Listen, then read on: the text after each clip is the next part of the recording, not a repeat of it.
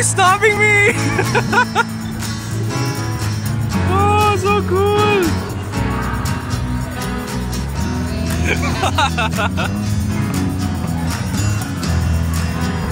Hi again, this is Steven, dressed as a star butterfly, and here's Dale. Hi. Hi.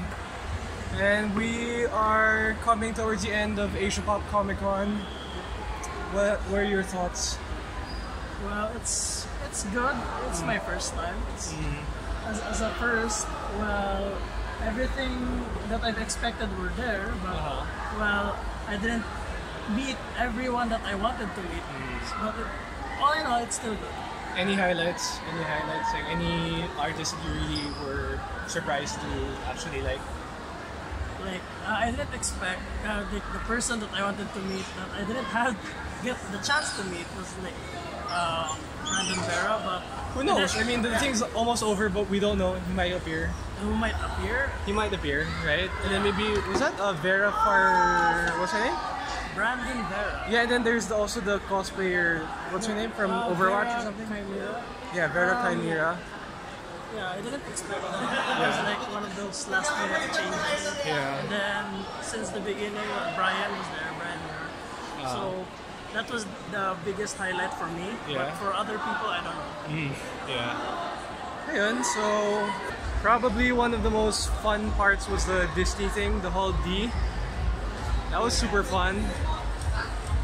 I have a feeling Brandon Vera is here. Yes. Yeah, he's probably there. Yeah. The contest. Yeah, the contest is almost over. Cosplay contest is almost over. So yeah, we're done. Pretty much, it's the end of the day.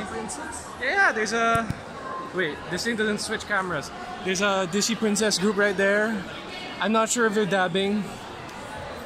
I hope not. Yeah. And also, they showed the Wreck-It Ralph clip earlier, Wreck-It Ralph 2. And all the princesses were in casual clothes, which is super fun. Wow, this is a shaky camera. Anyway, other highlights. Other highlights. I love how the guests are super flexible this year. They're Finn Jones' Iron Fist was what do you call it? It was he's all around. He decided to go downstairs like it was no big deal. And the other guests were like walking around. Yeah, I think it's weird because last year there was so much security detail, and then for artists like Finn Jones, who let's admit is not on the same level of other artists, but he's getting there. It's interesting to see the artists, you know, just go around because you might get lucky, diba? Like did you get anyone? Any artists? Well, wait, let me just put this. Those people I mentioned earlier. Yeah. I got a chance to meet them and I got a picture with them. Yeah. So yeah. Well, there's no fist. Oh yeah, cool. There's Neil. Hey man, what's up? To the press room. Sure. So there's Neil as Doomfist. He works in Hong Kong Disneyland, so that's pretty cool. Yeah. He was my course mate in history, but you know he's got cosplay perks. Let's just say that. Overall, event's been fun.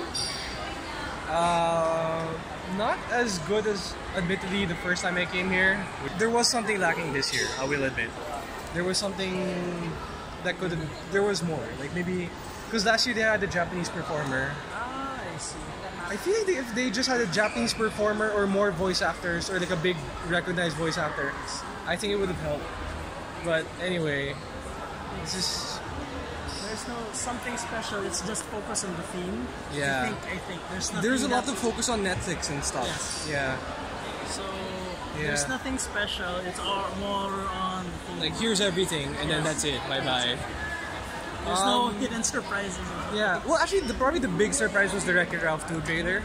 The preview. They previewed the whole scene, and it was fun. And we didn't sign any NDA, so we can talk about it, I guess. But we weren't allowed to record. So basically, Disney princesses in casual clothes. That's probably one of the biggest highlights. And Mark Hen, who's an animator for Disney. Well, yeah. Anyway, say bye-bye. Bye. Anyway, this is Steven from the Geeky Juans signing off. Bye-bye. Okay, I'd just like to share my final thoughts on Asiapop Comicon. Number 1, the brochures. They didn't give us any brochures until Sunday at the last minute, pretty much around 12 p.m. It felt unprofessional on their part. Maybe there was a printer issue, that I can understand. But the fact that they only did it on the 3rd day, they only released it on the 3rd day when people were looking for it on Friday and Saturday, that makes me wonder what happened.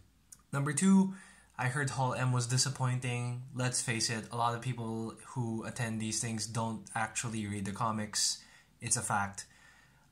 Everyone was expecting something from Captain Marvel or whatever. But honestly, if Marvel wasn't really going to release anything new, then just don't hold it. Number 3, Hall D. Mostly a corporate presentation. That was the weird part. There are some shows, mostly reboots, except for Big City Greens. That was the only new thing, and I was interested because Disney doesn't really do original stuff as much as they used to. No Star versus the Forces of Evil, even though it's an untapped market, to be honest. But I get it. Play it safe. Rely on the reboots and the sequels.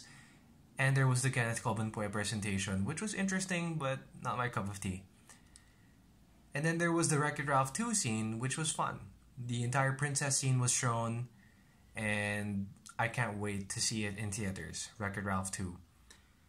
Number 4, the Netflix booth was okay, but I want them to feature more shows. One of the most underserved shows, I think, is Voltron here in Asia. Because in the US, Voltron has a pretty big presence. And I think it has the same here. Why not have a Voltron booth or something? Like a 3D booth or be your own paladin or something like that. Sayang eh. That's all I could say about the Voltron, the lack of Voltron in the Netflix booth. We had a recycled another Stranger Things, another Riverdale. Iron Fist, I don't know if it's even that big here. Or Luke Cage, I don't know. Maybe it applies to fans who don't have the same taste as I do. I mean, of course, I'm just a minor guy. The guests were okay. I feel like they could have added more Japanese artists or like more voiceover artists besides the Voices of Our Childhood panel, which was really fun, and I hope they add next year. Finally, please move back the convention to August.